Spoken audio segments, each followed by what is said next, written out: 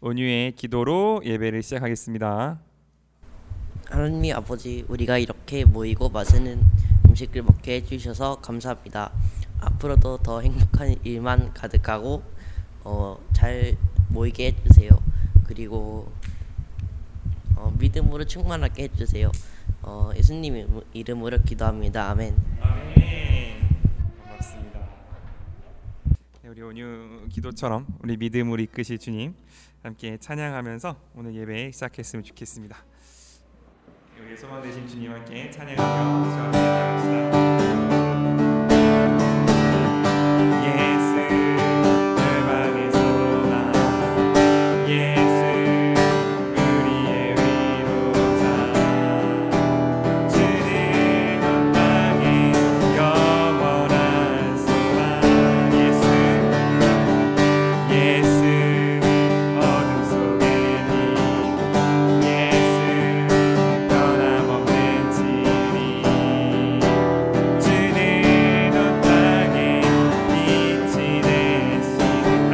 예수 열방에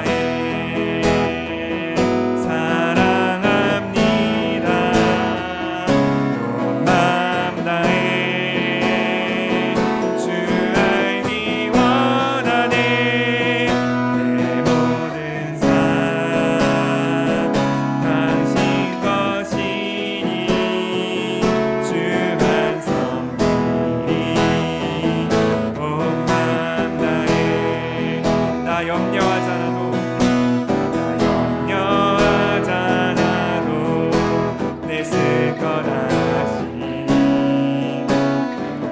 오직 주의 얼굴 구하게 하소서 나 이해할 수 없을 때라도 감사하며 날마다 순종하며 주 따르오리다 온 맘 다해 사랑합니다 온 맘 다해 주 알기 원하네 내 모든 삶 당신 것이니 주만 섬기리 온 맘 다해 온 맘 다해 온 맘 다해 사랑합니다 온 맘 다해 주 알기 원하네 내 모든 삶 당신 것이니 주만 섬기리 온 맘 다해 온 맘 다해 사랑합니다 온 맘 다해 주 알기 원하네 내 모든 삶 당신 것이니 주만 섬기리 온 맘 다해 우리 한 가지만 같이 기도하며 나아갈 때 하나님 나의 소망이 되시고 열방의 소망 되시는 그 주님이 우리의 유일한 소망이시고 나의 온전한 영광이 되시는 주를 믿습니다. 하나님 우리의 삶 부족하고 때로는 갈짓자의 걸음을 한다 할지라도 내가 온전히 주님만 따르며 살기 원하오니 주만 섬길 수 있기를 원하오니 아버지 이 순간 나의 모든 마음 받아주시어서 나로 하여금 당신에게서 눈 돌리게 하며 당신을 바라보지 못하게 하는 모든 것들 주여 성령의 불로 모두 다 소멸하여 주시고 이 순간 오직 주만 바라보며 주만 섬기며 나아가는 거룩한 주의 자녀 되는 우리 되게 하여 주시옵소서. 우리 함께 주님 앞에 우리 올려드리며 기도하며 주 앞에 나아가겠습니다.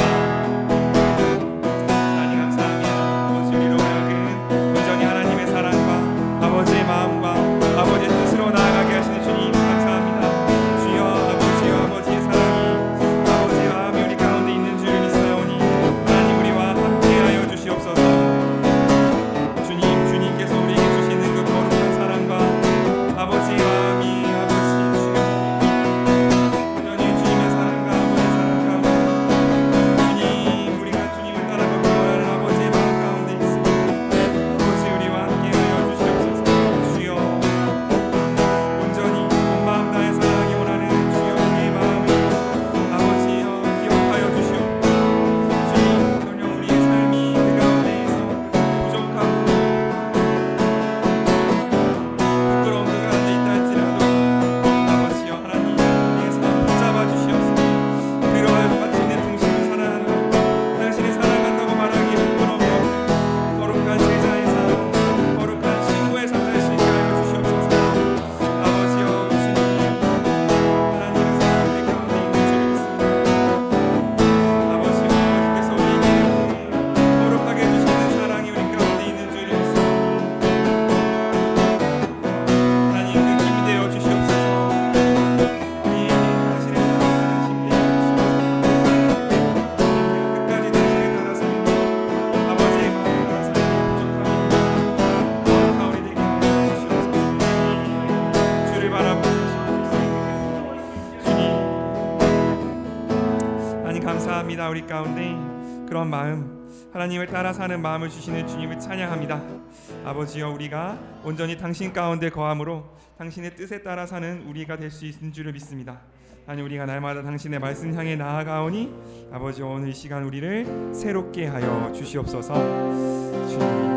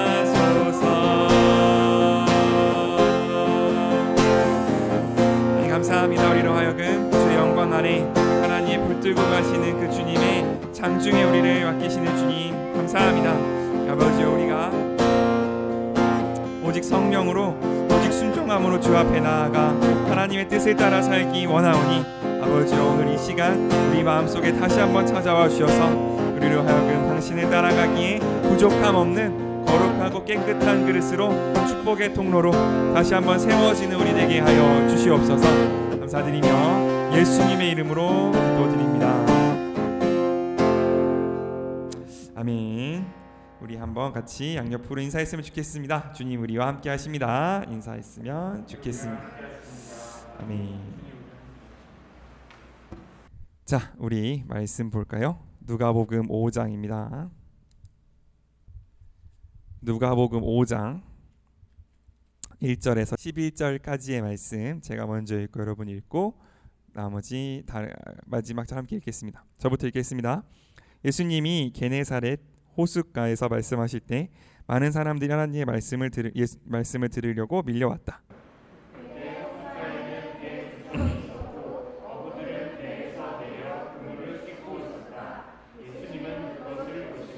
그중 하나인 시몬의 배에 오르셨다. 그리고 그에게 배를 육지에서 조금 떼어놓게 하시고 앉아서 군중을 가르치셨다.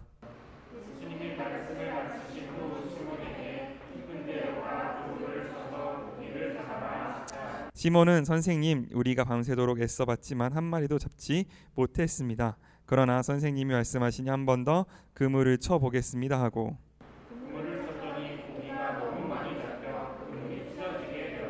그래서 그들은 다른 배에 있는 동료들에게 도와달라고 손짓하였다. 그들이 와서 함께 두 배의 고기를 가득 채우자 배가 가라앉을 지경이었다.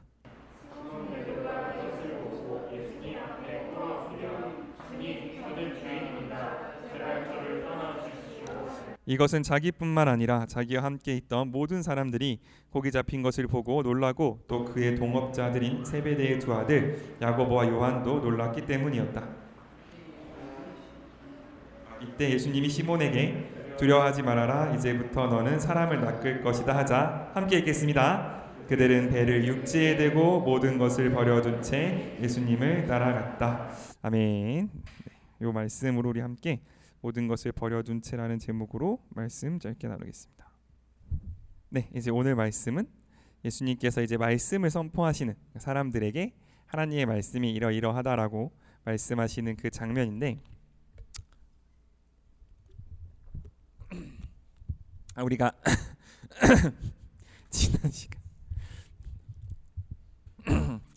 우리가 지난 시간에 주로 살펴봤던 예수님의 사역은 뭐 굳이 사람들이 좋아하는 분류를 해보자면 능력의 사역이었다라고 볼 수 있어요.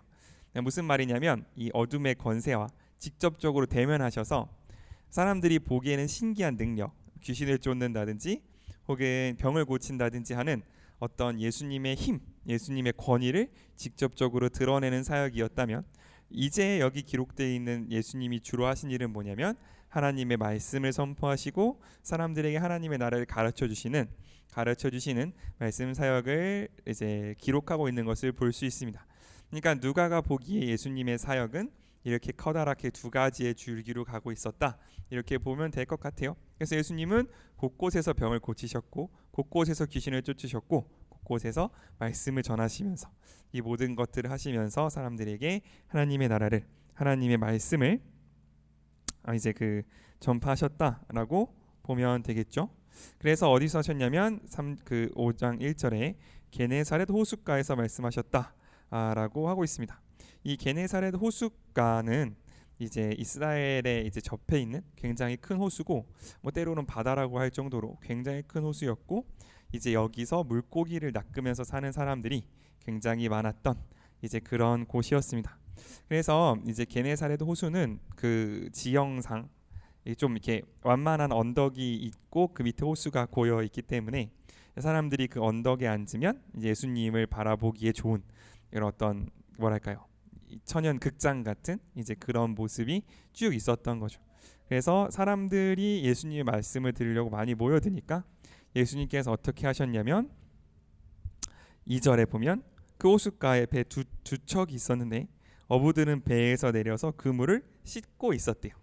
그러니까 그 당시에는 그물을 언제 던졌냐면 밤에 던졌거든요, 주로.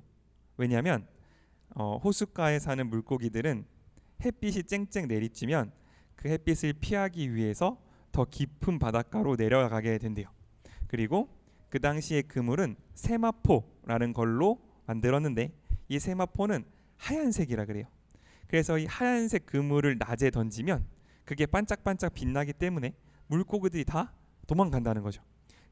그래서 이 당시 어부들은 낮에는 그물을 손질해서 낚시를 갈 준비를 하고 쉬었다가 밤에 밖에 나가서 이제 그물을 던져서 낚시를 하는, 고기를 잡는 그런 삶을 살아가고 있었던 거죠. 그러니까 이 당시에 지금 예수님께서 말씀을 전하시려고 하는데 호숫가에 있는 그 베드로와 그 동료들이 내려서 그물을 씻고 있는 이 장면은 뭐냐면 이제 하루 일을 마치고 퇴근하기 전에 그 자기가 했던 이 그물들을 손질하고 있는 장면, 뭐 아무튼 그런 장면이라고 보면 될 것 같아요. 아니면 정말 출근 전에 좀 일찍 일어나서 이제 이 그물을 이제 정리하고 있는 장면, 요런 어부들에게는 굉장히 일상적이면서도 어떤 이제 일 나갈 준비를 하고 있는 그런 장면이라고 보면 될 것 같습니다. 바로 그 시몬, 그러니까 베드로죠. 베드로의 배에 예수님께서 오르시는 거죠. 왜냐하면 사람들이 막 몰려 있으니까 이제 말씀을 전하면 그 말씀이 멀리 퍼져야 들리는데 지금처럼 무슨 마이크랑 스피커가 있던 시대가 아니잖아요. 오직 예수님의 육성으로만 그 말씀을 전해야 되는데 사람들하고 예수님의 거리가 가까우면 말씀이 퍼지지 않으니까 예수님께서 어떻게 하셨냐면 시몬 베드로를 불러서 그 배에 오르신 다음에 거기서부터 약간 거리를 떼시는 거죠. 거리를 떼면 예수님은 좀 멀찍이 물러나게 되고 사람들은 육지에 쭉 둘러 앉아 있으니까 예수님이 하는 말씀이 잘 들리는 이제 그런 상황으로 이제 예수님께서 이 상황을 만드신 거죠. 그러니까 이 시몬 베드로가 배에서 내려 그물을 씻고 있던 상황이었잖아요. 그러니까 우리식으로 말하면 학교 갔다 온 상황, 어른들식으로 말하면 퇴근 후예요. 퇴근하고 이제 쉬려고 이러고 있는데 어떤 사람이 오더니 잠깐 다시 일을 나갑시다. 배 좀 떼주세요. 약간 이런 상황이었던 거죠. 그래서 베드로 입장에서는 상당히 뭔가 들어드리기 힘든 상황이지 않았을까 하는 이런 생각이 제 안에 살짝 있습니다. 그러니까 예수님은 꼭 언제 찾아오시냐? 쉴 때 찾아오신다는 거죠. 예수님은 우리 애가 언제 예수님의 어떤 방문을 맞이할 수 있는 때냐? 물론 하나님은 당시 정하신 때에 찾아오시겠지만 어느 순간도 활용하시냐면 내가 정말 내 어떤 모든 일을 마치고 이제 내가 쉰다, 이제 이게 나의 시간이다 라는 그 느낌을 가졌을 때조차 예수님은 우리에게 오셔서 잠깐 배를 떼달라고 요청하신다는 거죠. 이게 예수님이 그 배가 너무 필요해서 하신 말씀은 아닐 거잖아요. 예수님은 분명 어떤 목적을 가지고 시몬 베드로의 배에 오르셨어요. 배에 오르셨는데 그 시몬 베드로는 그 때를 언제로 기다리고 있었냐면 언제였냐면 그게 이제 내가 이제 배에서 내가 오늘 하루치 조업을 다 마치고 배에서 내려서 그물을 정리하고 있을, 다시는 배가에 타기 싫은 바로 그때 예수님 찾아오셔서 배를 좀 내달라 이렇게 우리에게 부탁하신 거죠. 예수님이 우리를 찾아오시는 순간순간은 우리가 예상할 수도 없고 우리가 짐작할 수도 없는 그런 순간에 예수님이 우리를 찾아오십니다. 바로 그때에 요 순종이 대단히 어려운 순종은 아니란 말이죠. 갑자기 베드로에게 오셔서 너 나를 위하여 모든 재산을 바쳐라, 너 나를 위하여 배를 버리고 따라라고 하신 말씀이 아니란 말이에요. 그냥 그때 당시 베드로가 조금 힘들지만 할 수 있는 순종, 그 배를 다시 한번 부려서 조금만 떨어지게 해달라는 바로 그 요청을 하셨고, 베드로는 예수님이 하는 말씀을 들어보니 이분이 뭔가 대단한 분인 것 같다 정도의 개념은 있었던 것 같아요. 그래서 그 작은 순종을 했을 때 예수님께서는 그 작은 순종을 통하여 일어나는 일들을 통해서 베드로에게 8절에 보면 주님 저는 죄인입니다, 제발 저를 떠나 주십시오라는 그 고백까지 이끌어내시는 것을 볼 수 있는 거죠.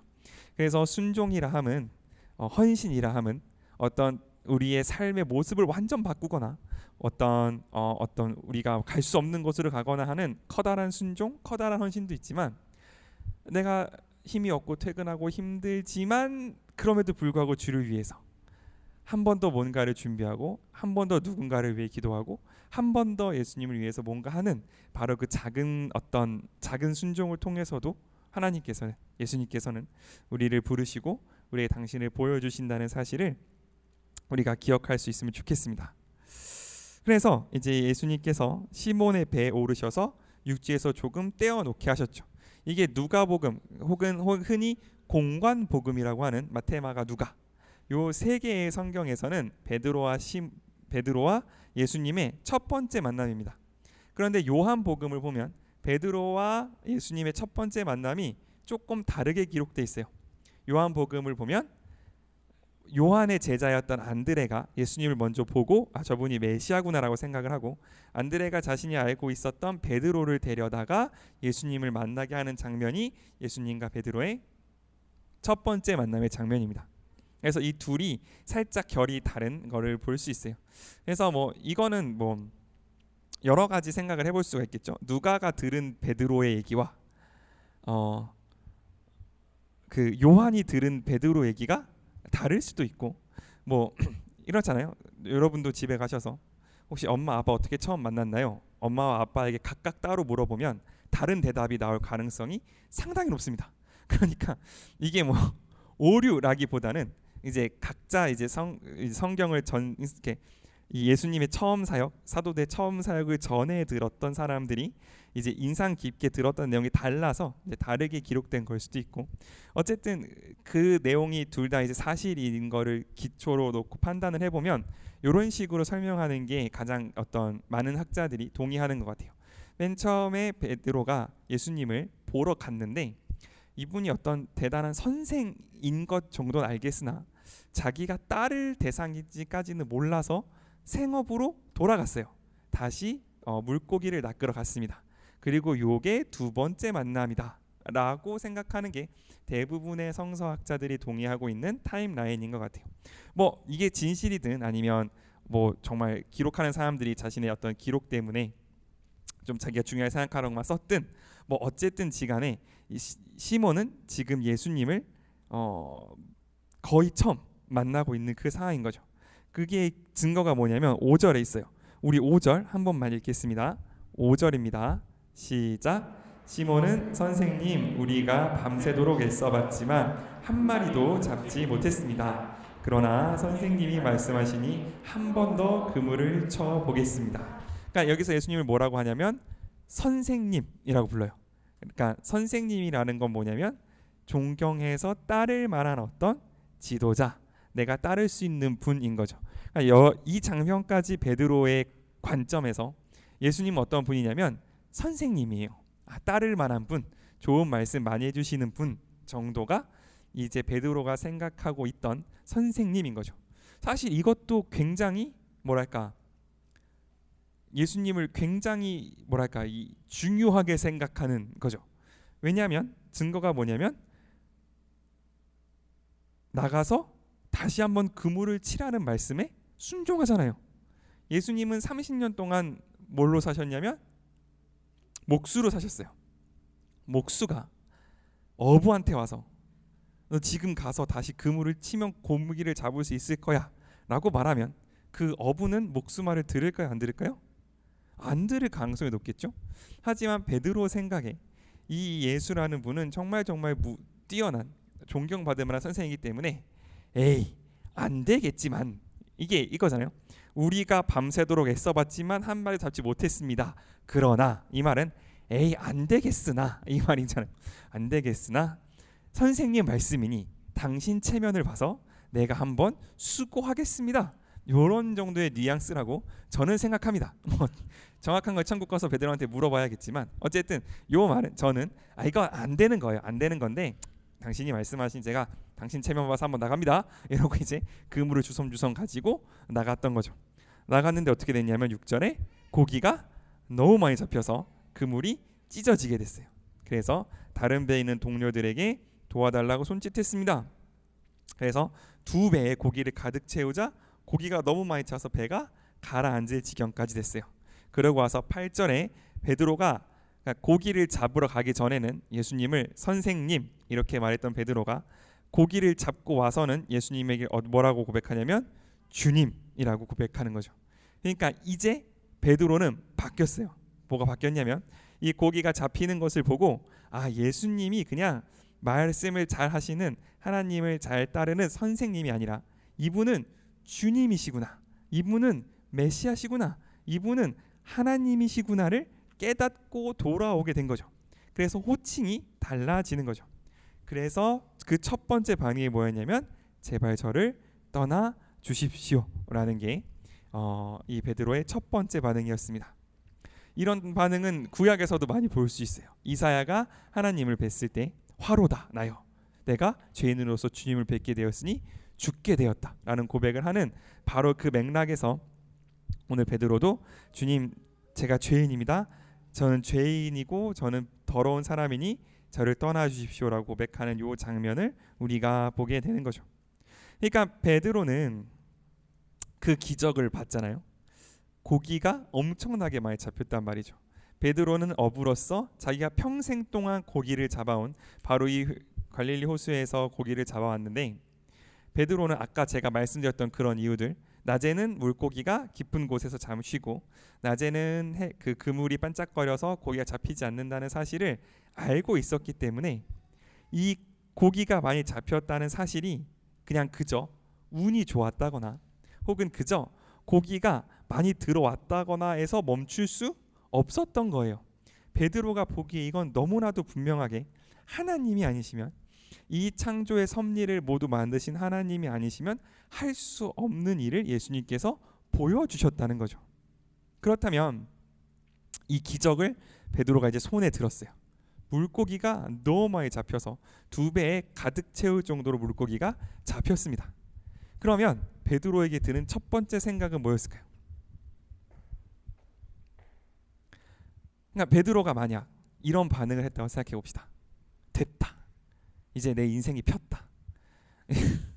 이제 이분과 함께라면 항상 만선, 항상 고기가 가득 잡힐 거고 이걸로 나는 내 인생은 됐고 이걸로 착한 일을 하면 되겠다 라고 생각했다면 8절에 시몬 베드로가 예수님 앞에 꿇어 엎드려 뭐라 그랬을까요? 주님 됐습니다. 제발 저를 떠나지 마시고 앞으로 하루에 한 번씩 언제 물고기를 잡으면 되는지 알려주십시오 라고 했겠죠. 이게 베드로의 첫 번째 반응이었을 거란 말이에요.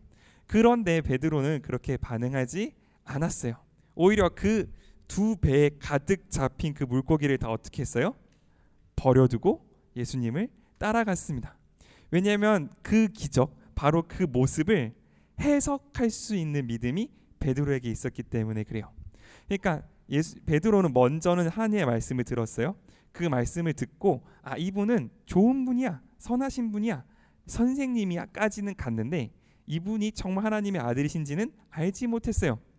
그런데 어떤 기적을 볼므로 통해서 물고기가 가득 잡히는, 내가 가장 전문가라고 생각했고 내가 가장 자신 있다고 생각하는 바로 거기에서 하나님의 말씀이 나를 이기는 모습을 보고, 내가 평생 동안 한 그 내 삶의 현장에서 하나님의 말씀이 나의 경험과 나의 능력과 나의 모든 것을 이기는 그 모습을 보고 이분은 하나님이시구나를 깨닫고 바로 그 뒤에 있는 모든 물고기, 내가 그동안 내 몸을 실었던 배와 그물을 다 버려두고 예수님을 따를 수 있었던 거죠. 왜냐하면 그 예수님이 얼마나 대단한 분이신지, 그 예수님이 하나님이신지, 그 예수님이 하나님의 아들이라는 사실을 눈으로 봤기 때문에, 그거를 믿음으로 아멘 했기 때문에 이 세상에 있는 물고기들, 이 세상에 있는 돈, 이 세상에 있는 배, 이 세상에 있는 그물은 더 이상 베드로에게 중요한 게 아니었다는 거죠. 우리도 여러 가지 기도의 제목들과 우리의 삶을 통해서 하나님께서 주시는 것들이 있습니다. 근데 그것들이 우리의 삶 가운데 어떤 의미로 다가오고 있는가?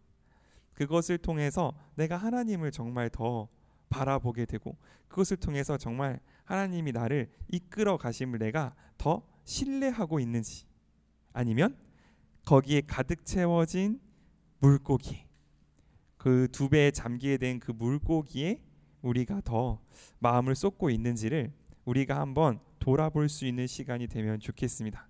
거기 있는 그 기적은 모두가 다 봤지만 예수님을 따라간 사람들은 세베대의 두 아들 야고보와 요한 그리고 베드로 이들밖에 없었다는 사실을 우리가 좀 기억하면서 하나님께서 우리의 삶을 이끌어 가시는데 이끌어 가심 그 속에서 내가 하나님과 날마다 어떤 대화를 주고받고 있는지, 하나님께서 나에게 은혜로 허락해 주신 이것들에 대해서 내가 어떤 반응으로 하나님께 나아가고 있는지를 우리가 조금 같이 돌아보면서 하나님을 정말 사랑하는 것이 무엇이고 하나님이 나에게 베풀어 주신 은혜에 대해서 우리가 반응하는 것이 무엇인지를 함께 생각할 수 있는 우리가 될 수 있으면 좋겠습니다.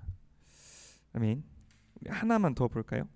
하나만 더 볼 때 우리 10절 한번 같이 읽겠습니다. 10절 시작. 또 그의 동업자들인 세베대의 아들 야고보와 요한도 놀랐기 때문이었다. 이때 이 시몬에게 두려워하지 말아라. 너는 사람을 낚을 것이다 하자 11절까지 읽겠습니다. 그들은 배를 육지에 대고 모든 것을 버려둔 채 예수님을 따라갔다. 자, 이제 시몬은 눈이 이제 알았어요. 예수님을 따라갈 거다라고 했어요. 만약 제가 야고보와 요한이라면 무슨 생각을 했겠습니까? 오, 대박이다. 저렇게 많이 잡았는데 쟤는 저거 두고 간대 라는 걸 알게 됐으면 내가 가져도 되나? 이런 생각을 할 수 있겠죠, 그죠?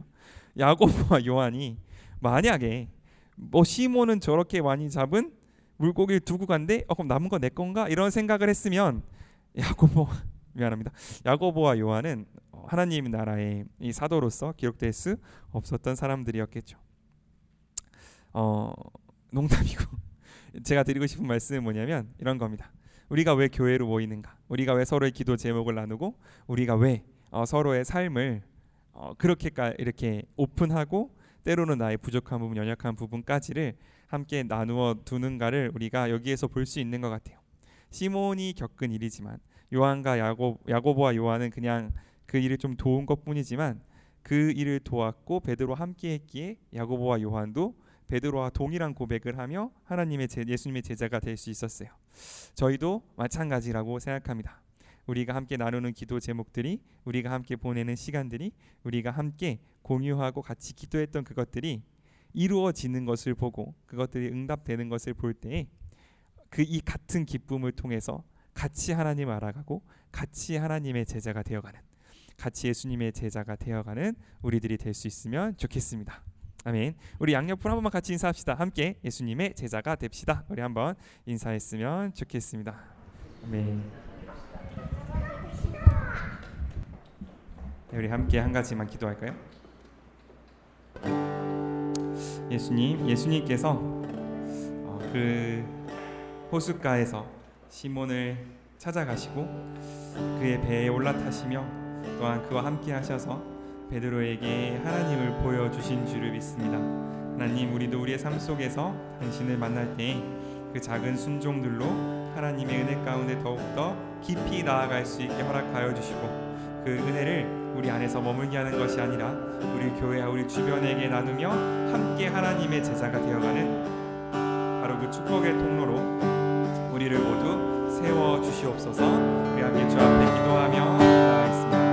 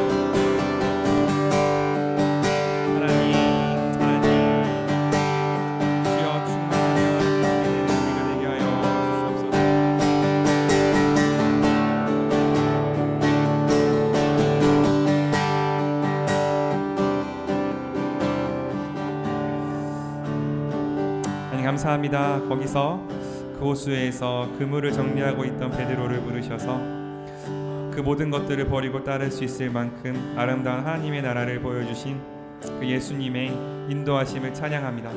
아버지여, 우리의 삶 가운데도 동일하게 찾아와 주시어서 하나님, 이 세상에 있는 모든 것들을 뒤로하며 이 세상에 있는 모든 것들을 다해 하나님을 섬길 수 있는 그 아름다운 하나님의 나라 우리에게 허락하여 주시고, 바라기는 주님께서 우리를 부르시며 우리의 배를 이용하고자 하시며 우리에게 그물을 내리라 하실 때에 내가 마음을 다해 하나님께 순종할 수 있는 그 거룩한 작은 순종할 수 있는 힘과 용기 우리에게 허락하여 주시옵소서. 하나님, 그렇게 우리를 사랑을 인도하실 주님을 찬양합니다. 감사드리며 예수님의 이름으로 기도드립니다. 아멘. 그렇게 함께 주님의 제자가 되어갈 우리 양옆의 사람들에게 손을 뻗어 함께 축복했으면 좋겠습니다. 하나님 주신 열방을 치유하는 거룩한 꿈을 꾸는 당신은 세상이 감당치 못한 믿음의 사람입니다. 하나님 주신 열방을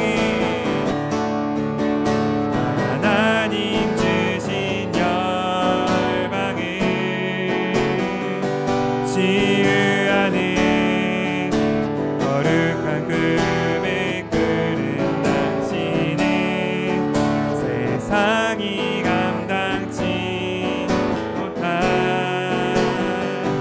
믿음의 사람입니다. 우리 한 번만 더 양옆으로 축복할까요? 하나님 주신 열방을